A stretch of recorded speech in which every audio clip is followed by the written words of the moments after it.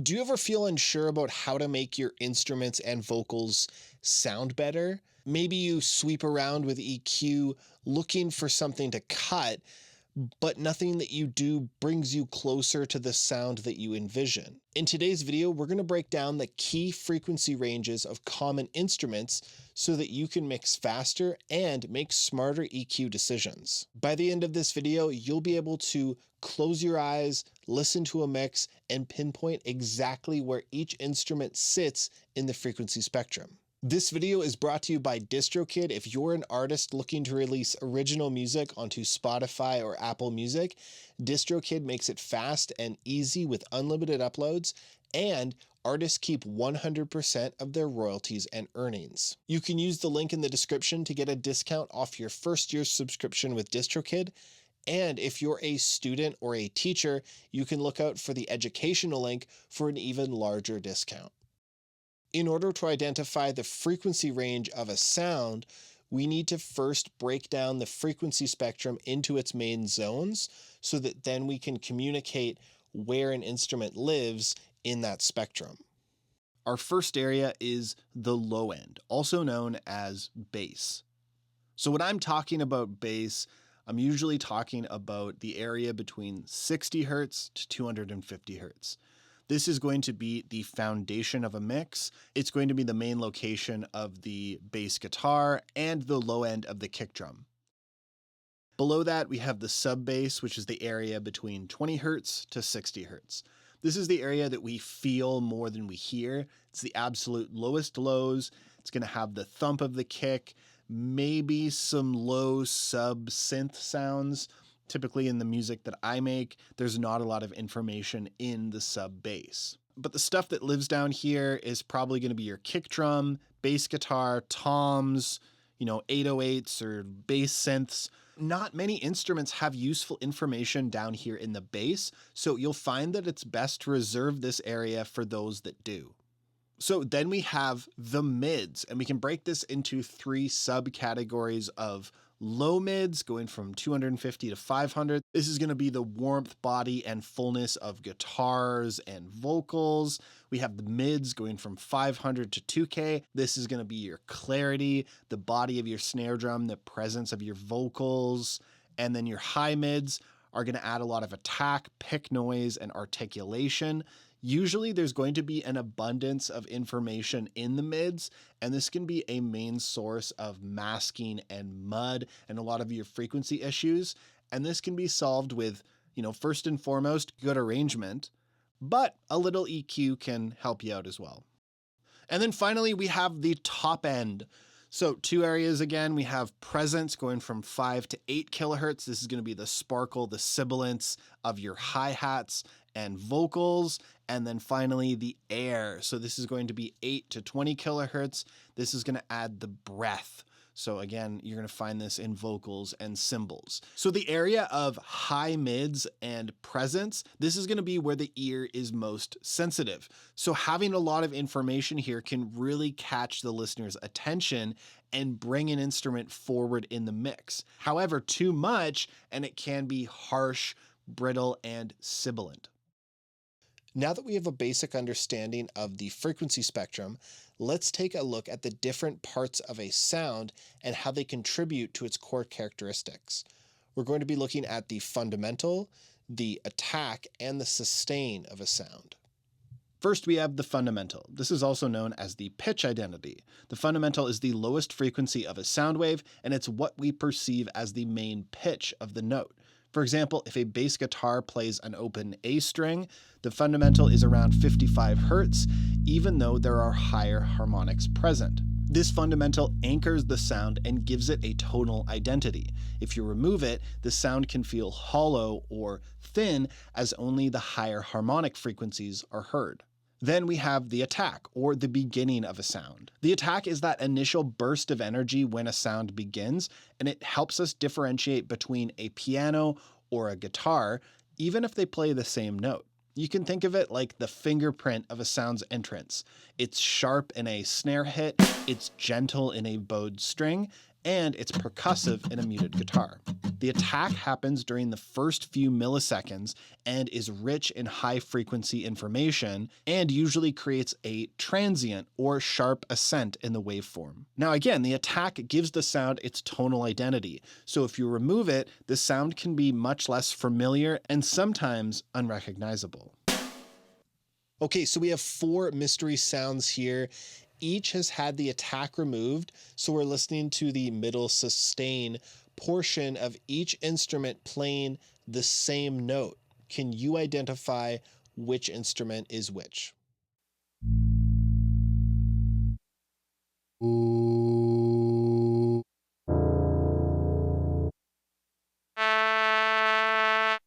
All right, so I'll slide over and reveal that our 4 instruments were a bass, a male vocal, a piano, and a MIDI trumpet. And that last one really sounded like a cartoon bee or something. What do you think? Was this difficult for you or not? Let me know in the comments. And then finally, let's talk about the sustain or the body of a sound. So after the attack, the sustain is what holds the sound out and gives it its body, tone, or weight. In a vocal note, for instance, the sustain is the steady held part after the initial consonant. In a guitar, it's the ringing string after it's been plucked. This section carries the fundamental frequency and most of the harmonic content. So understanding these parts helps you to EQ smarter. If you're looking to bring out the attack or the transient, you're probably going to be searching in the upper mids or high frequencies. Whereas if you're looking to cut some sustain, you're probably going to be looking in the mids or the low frequencies. Whereas if you're looking to shape the body or fundamental, the sustain of a sound, you're probably going to be searching in the mids or the low frequencies. Now you might be wondering, well, why does this matter for ear training? Well, understanding the different parts of a sound allows you to EQ smarter. Say you're looking to adjust the attack, the transient of a sound, you're probably going to be looking in the upper mids or the treble frequencies. Whereas if you'd like more sustain, more body, you're probably going to be looking to adjust the fundamental, which is going to be in the lower mids or even bass frequencies. Next, we'll take a closer look at a variety of instruments to get a better idea of where they live on the frequency spectrum. First, let's take a look at an instrument that's range spans the entire orchestra, the piano. Here's a frequency visual of every note on the piano from low to high.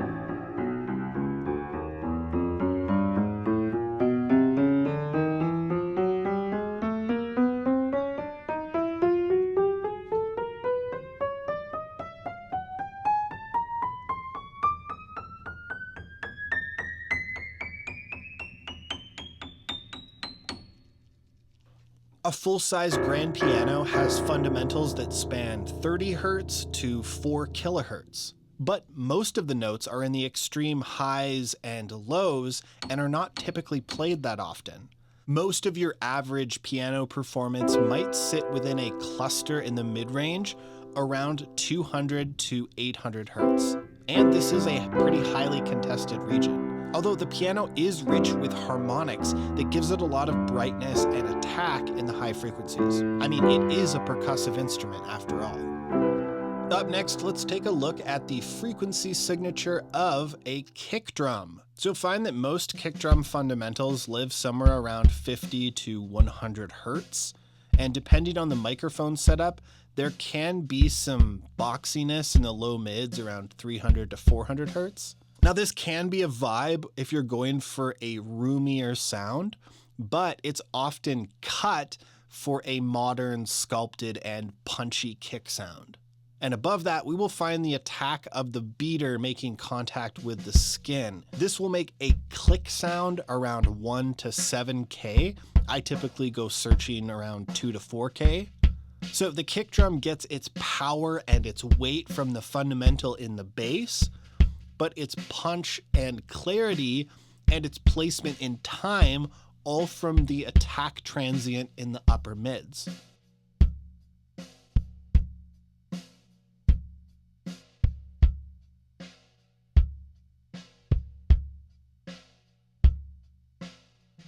And there's a similar situation going on with the bass guitar. Its fundamental frequency usually sits around 80 to 200 hertz, which is firmly in the bass range, but the lowest note in standard tuning, being A1, stretches down to 41.2 hertz, meaning that it does have some potential for sub-bass information. The bass also has plenty going on in the mids, with harmonics going up well over 700 hertz that add a lot of definition and tone. There's also the attack, the slap, and the pop of the strings, which is a very important part of the tone, and that can be found in the mids around 1 kilohertz.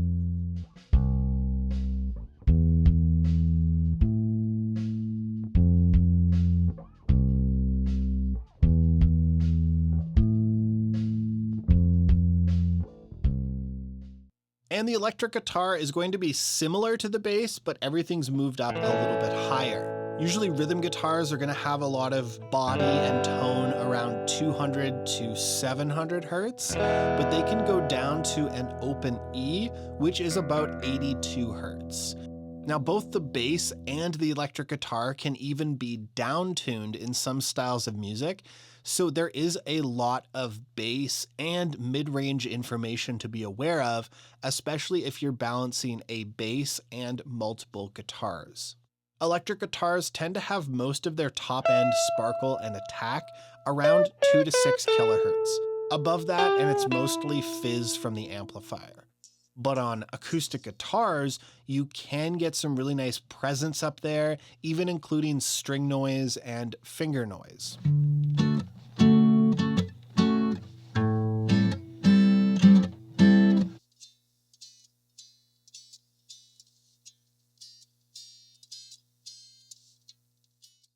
Next, let's talk about vocals. So the fundamental of male vocals often sits around 100 to 300 hertz, whereas the fundamental in female vocals is typically going to sit a little higher, around 200 to 600 hertz.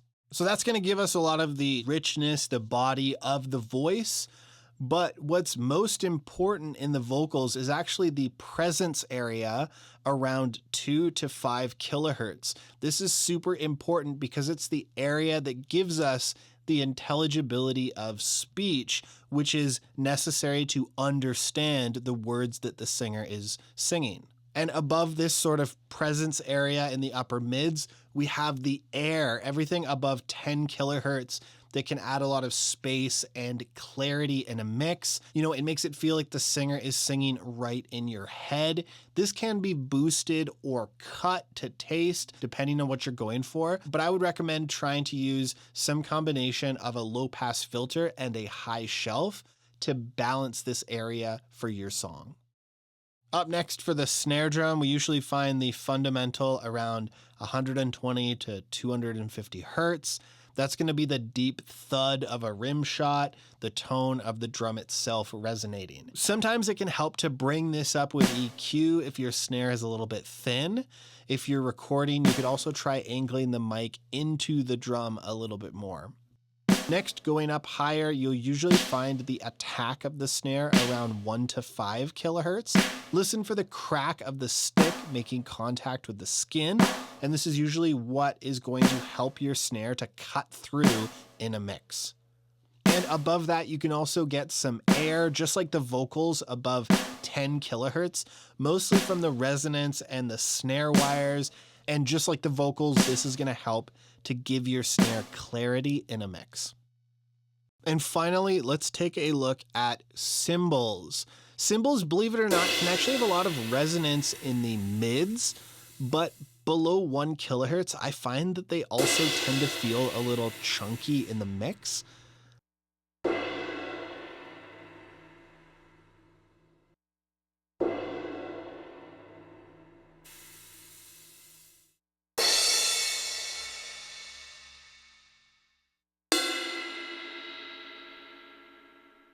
Most of the usable information in cymbals is going to live in that presence or treble range between 5 to 12 kilohertz.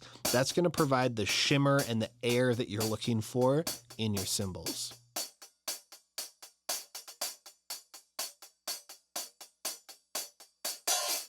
I hope you found this video helpful. Leave a like if you did, and consider subscribing if you want to see more videos like this one. In the next video, you'll be able to put your ears to the test with an ear training quiz on where different instruments live in the frequency spectrum. So thank you for watching, and I'll see you in the next video. When all we do is talk, talk, talk, it's not my fault.